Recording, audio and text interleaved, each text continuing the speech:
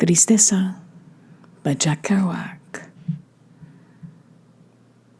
Blessed Lord, thou lovest all sentient life. Why do I have to sin and do the sign of the cross? Not one of the vast accumulations of conceptions from beginningless time through the present and into the never-ending future, not one of them is graspable. It's the old question of, yes, life's not real, but you see a beautiful woman or something you can't get away from wanting because it is there in front of you. This beautiful woman of 28 standing in front of me with her fragile body. I put this in my neck, a dickie, so nobody look and see my beautiful body. She thinks she jokes, not regarding herself as beautiful.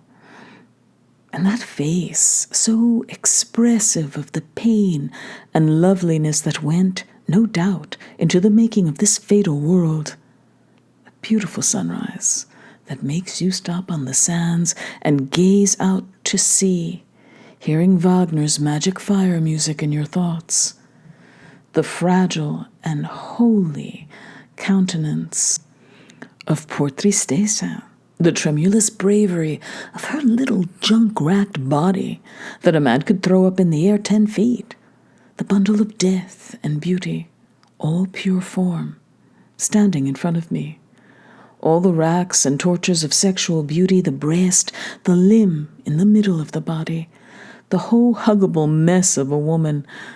Some of them, even though 6 feet high, you can slumber on their bellies in the night like a nap on a dreaming bankside of a woman. Like Goethe at 80, you know the futility of love, and you shrug. You shrug away the warm kiss, the tongue and lips, the tug at the thin waist, the whole warm, floating thing against you held tight. The little woman, for which rivers flow, and men fall down stepladders.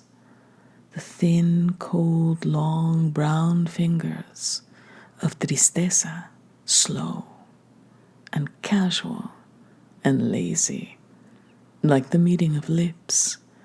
The Tristessa Spanish night of her deep love hole, the bullfights in her dreams of you, the lazy rainy rose against the idle cheek, and all the concomitant lovelinesses of a lovely woman a young man in a far-off country should yearn to stay for. I was traveling around in circles in North America, in many a great tragedy. I stand looking at Tristessa. She's come to visit me in my room. She won't sit down. She stands and talks. In the candlelight, she is excited and eager and beautiful and radiant. I sit down on the bed, looking down on the stony floor while she talks. I don't even listen to what she's saying about junk, old bull, how she's tired. I go to do it tomorrow. She taps to emphasize me with her hand. So I have to say, yeah, go ahead. And she goes on with her story, which I don't understand. I just can't look at her for fear of thoughts I'll get. But she takes care of all of that for me. She says, yes, we are in pain. I say, la vida es dolor. Life is pain. She agrees. She says life is love too. When you got 1 million pesos, I don't care how many, they don't move, she says, indicating my paraphernalia of leather-covered scriptures and Sears Roebuck envelopes with stamps and airmail envelopes inside, as though I had 1 million pesos hiding in time in my floor. 1 million pesos does not move. But when you got the friend give it to you in the bed, she says, legs spread a little, pumping with her loins at the air in the direction of my bed, to indicate how much better a human being is than 1 million paper pesos. I think of the inexpressible tenderness of receiving this holy friendship from the sacrificial sick body of Tristessa, and I almost feel crying or grabbing her and kissing her. A wave of loneliness passes over me, remembering past loves and bodies in beds and the unbeatable surge when you go into your beloved deep and the whole world goes with you. Though we know that Mara, the tempter, is evil, his fields of temptation are innocent. How could tristeza, rousing passion in me, have anything to do except as a field of merit, or a dupe of innocence, or a material witness to my murderous lust? How could she be blamed? And how could she be sweeter than standing there explaining my love directly with her pantomiming thighs? She's high. She keeps trying at the lapel of her kimono. Underneath's a slip that shows, and trying to attach it unattachably to a non-existent button of the coat. I look into her eyes deep, meaning, would you be my friend like that? And she looks straight at me, pools of neither this or that, her combination of reluctance to break, her personal disgust covenant moreover lodged in the Virgin Mary, and her love of wish for me makes her as mysterious as the Tathagata, whose form is described as being as non-existent, rather as inscrutable as the direction in which a put-out fire has gone. I can't get a yes or no out of her eyes for the time I allot to them. Very nervous, I sit, stand, sit. She stands, explaining further things. I am amazed by the way her skin wrinkles, oh, so sensitively, down the bridge of her nose in even, clean lines, and her little laugh of delight that comes so rarely, and so little girlish, child of glee. It's all my own sin if I make a play for her. I want to take her in both hands by the waist and pull her slowly close, with a few choice words of sudden endearment, like mi gloria angela, or mi whichever it is, but I have no language to cover my embarrassment. Worst of all would it be to have her push me aside and say, no, no, no, like disappointed mustachioed heroes in French movies being turned out by the little blonde who is the brakeman's wife by a fence in smoke, midnight, in the French railroad yards.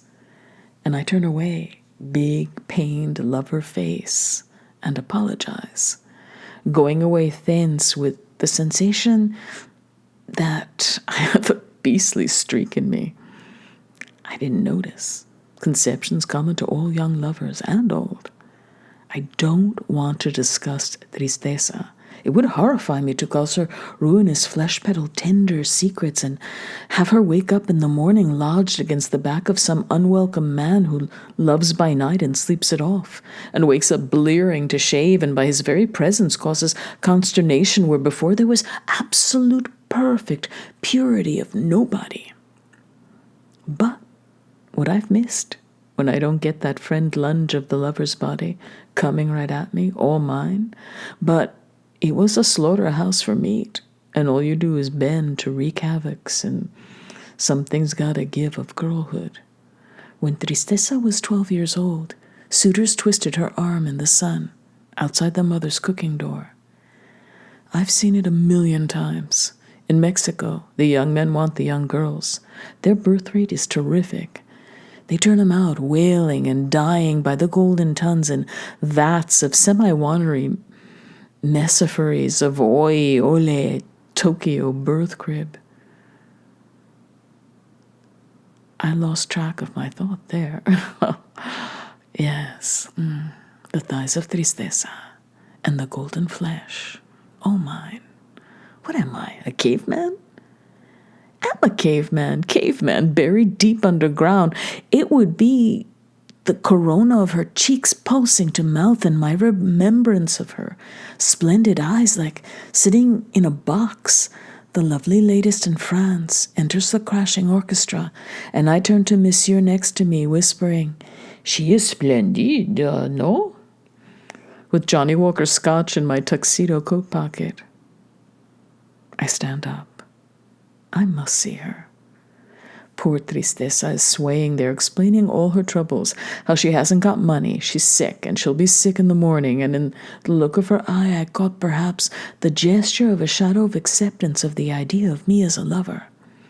Only time I ever saw Tristessa cry was when she was junk sick on the edge of Old Bull's bed, like a woman in the back pew of a church in daily novena.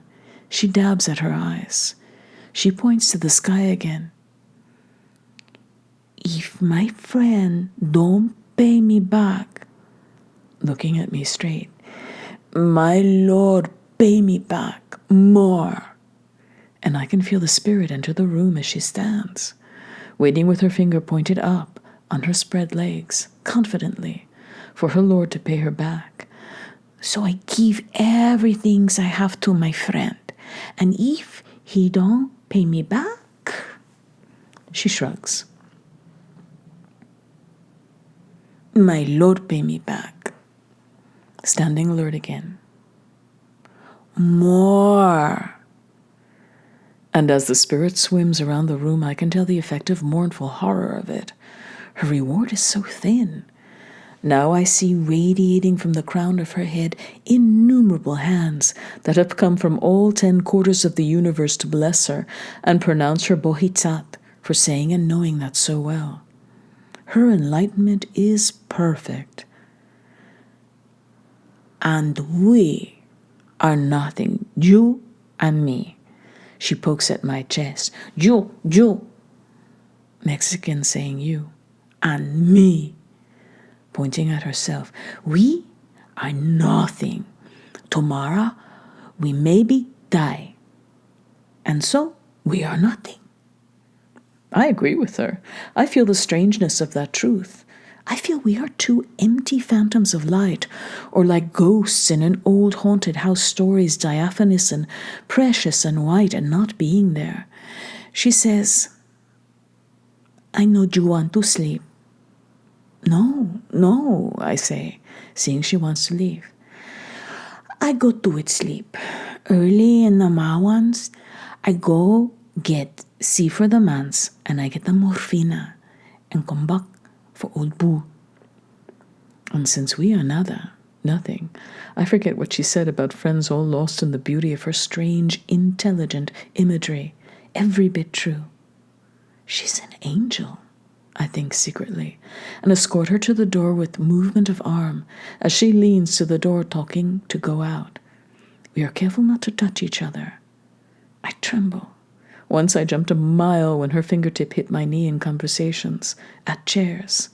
The first afternoon I'd seen her, in dark glasses, in the sunny afternoon window by a candlelight lit for kicks, sick kicks of life, smoking, beautiful, like the owner damsel of Las Vegas, or the revolutionary heroine of Marlon Brando's Zapata, Mexico, with Culiacan heroes and all.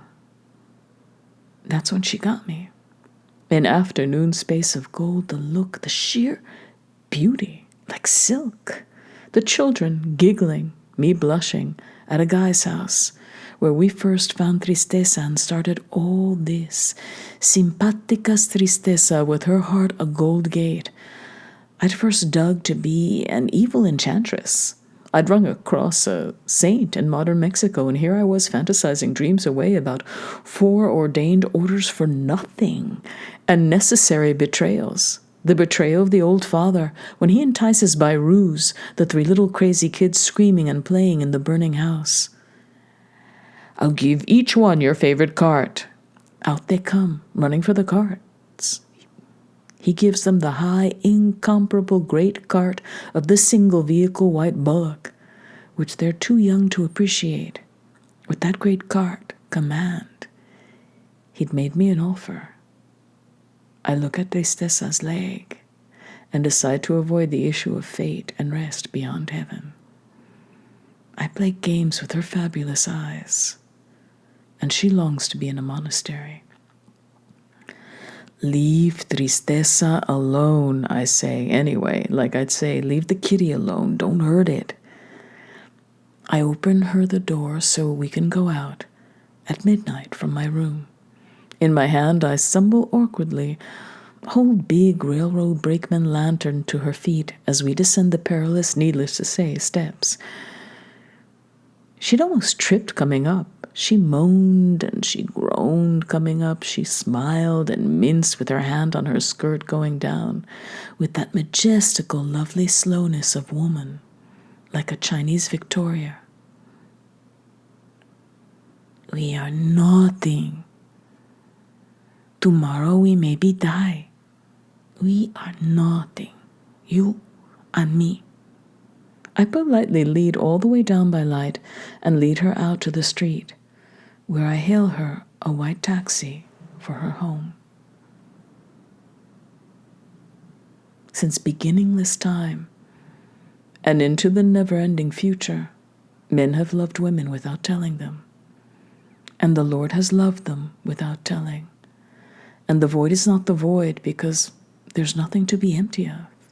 Art there, Lord Star? Diminished is the drizzle that broke my calm.